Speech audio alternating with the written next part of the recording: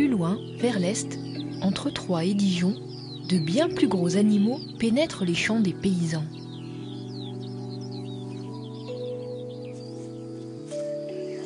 Tiens, les animaux ont commencé à consommer le blé, là. On voit tous les épis, là, sont consommés. Il ne reste plus que la tige. Ok. Serge Brandt les observe dans la forêt d'Arc-en-Barrois, pour l'Office national de la chasse et de la faune sauvage.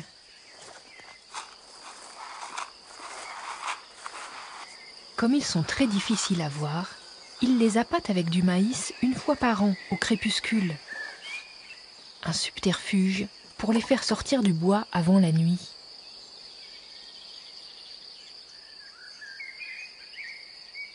Bon maintenant on n'a plus qu'à attendre qu'ils viennent pointer le bout de leur coin.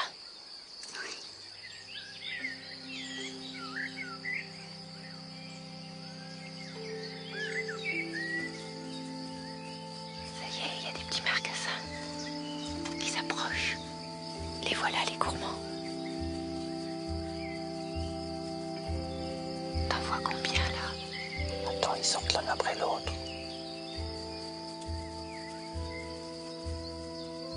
Apparemment, il y en a 6. 6. Oui, bah, ils font 10-15 kilos environ.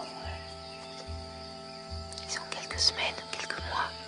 Oui, c'est de l'ordre de 3 mois, toi. Grossièrement, quoi. 3 mois.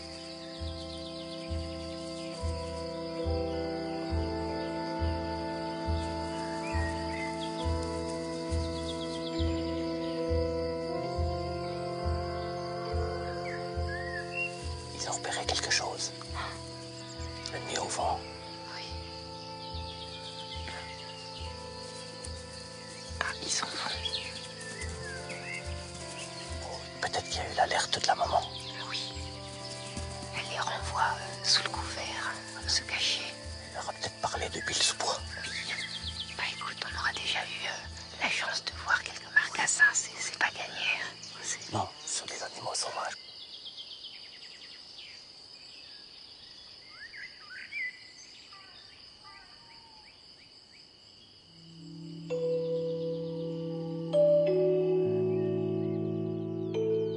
En France, les sangliers sont 5 fois plus nombreux qu'il y a 20 ans, mais aussi en Belgique, en Allemagne et jusqu'en Pologne.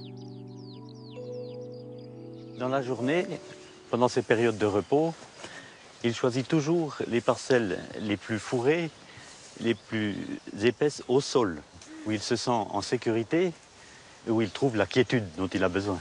Donc là, il y a peut-être des sangliers qui sont cachés, tapis dans les fourrés autour de nous. Je dirais presque que dans certains cas, il faut leur marcher dessus pour qu'ils s'en aillent.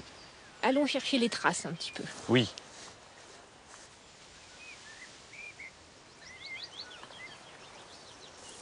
Ah ben voilà un indice de présence. Ah! Donc ça, c'est du sanglier. C'est des excréments de sanglier, c'est-à-dire des crottes de sanglier, Ok. tout simplement. Mais à quoi on reconnaît que c'est une crotte de sanglier? Ah, il faut peut-être, c'est l'habitude, il faut être spécialiste. Puis je vous dirais que quand j'ai un doute, je les reconnais à l'odeur. Ah bon? C'est tout à fait du sanglier. Ouh. Bon, c'est particulier. C'est très particulier. Moi, c'est une odeur que j'aime, Ah bon? mais je comprendrais celui qui l'aime moins. Et ça sent meilleur qu'une crotte de chat ou de chien. C'est vrai. À mon goût. C'est vrai. À mon goût. C'est vrai, il y a un petit côté musqué sauvage qui est assez agréable. Malgré leur nombre, les sangliers se montrent rarement, mais leurs traces, elles, sont bien visibles.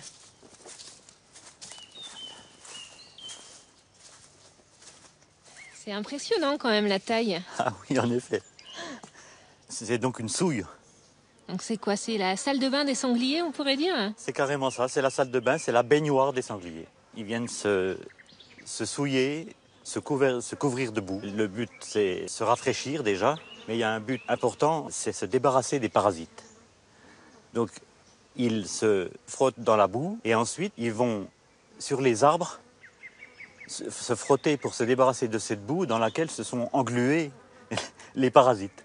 C'est très pratique. Ah ouais, c'est vraiment... On n'y a pas pensé, nous. Voilà, non, c'est une mécanique. Si un peu quand nous on se fait des masques d'argile et qu'on enlève les impuretés, c'est un peu la même chose, sauf qu'on ne se frotte pas la joue contre un arbre.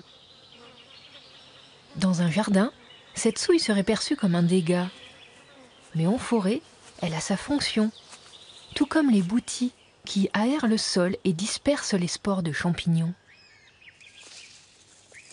Tiens. Ouais, sacré trou, dis donc. Un énorme bouti. Ouais. Et pourquoi ils font ça alors? Le sanglier, c'est un opportuniste. Il est capable d'aller rechercher les réserves qu'ont faites les rongeurs au fond de leur galerie. D'accord. Et pour ça, il creuse un trou de ce volume pour aller chercher une poignée de glands ou de faines. C'est en hiver et au printemps, quand il n'y a pas de fruits forestiers, que les sangliers pillent ces réserves. Il y a bien de quoi grignoter là. Ils ont besoin de prendre des forces pour se reproduire, car début mai, les marcassins naissent en forêt à l'abri des regards.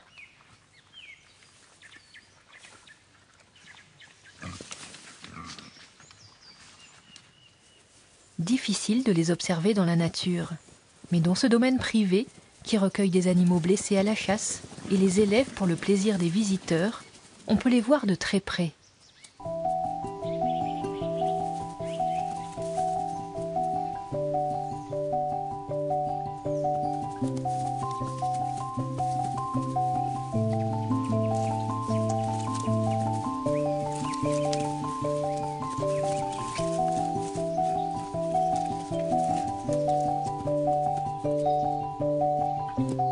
Cette femelle sanglier est la meneuse.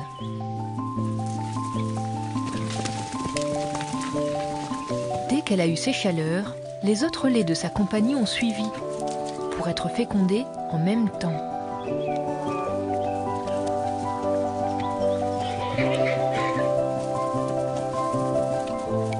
Tous les marcassins de la même compagnie naissent donc à quelques jours d'écart, pour avoir les mêmes chances de survie.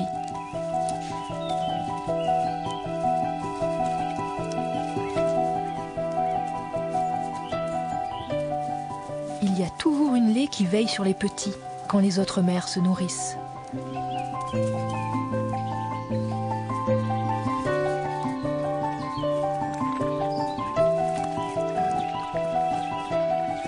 Cette stratégie collective garantit leur succès, mais ce n'est pas la seule.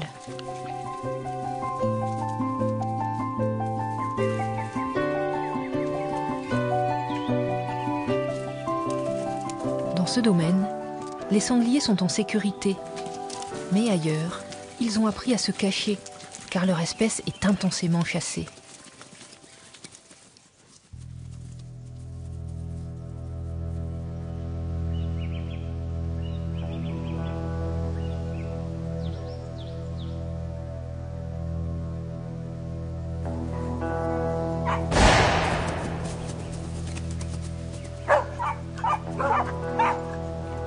Et aujourd'hui, d'autres humains la perturbent en forêt.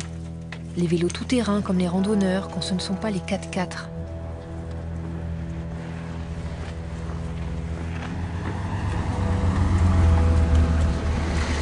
Alors les sangliers cherchent de nouveaux lieux de quiétude. Et ça leur porte chance.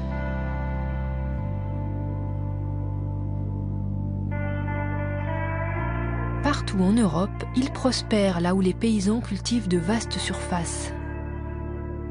Dans les champs de blé, de maïs ou de colza, destinés à l'alimentation ou à la fabrication d'agrocarburants.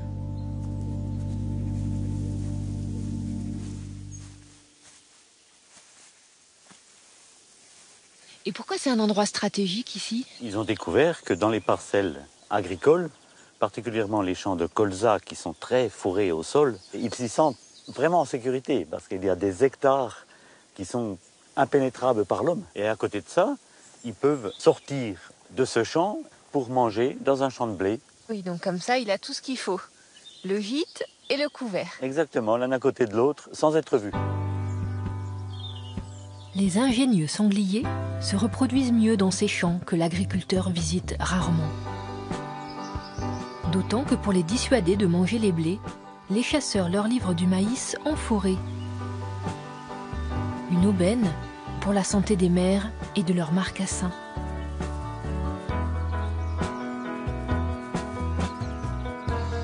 Âgés de 5 mois maintenant, les petits sangliers sauvages ont bien grossi.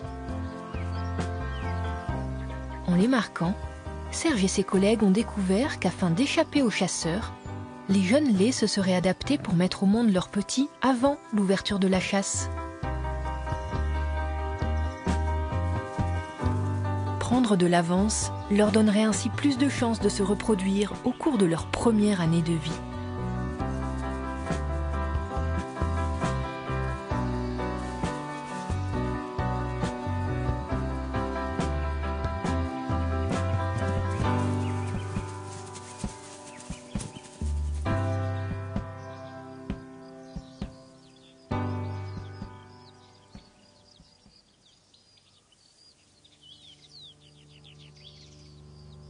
Le temps des moissons offre d'autres rencontres surprises en lisière de forêt.